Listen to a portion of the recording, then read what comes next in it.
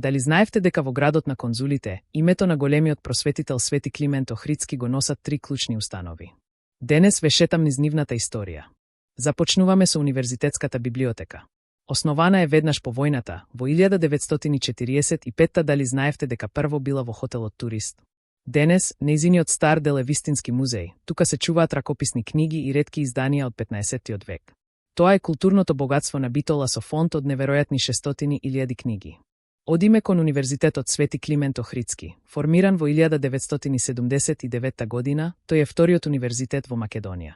Ги обединува Битола, Прилеп и Охрид, од технички и економски, пас до безбедност и икт, овој универзитет е мозокот на југозападниот регион веќе 46 години. И за крај, срцето на Нова Битола, основно општинско училиште Свети Климент Охридски, основано во 1989, ова не е обично училиште.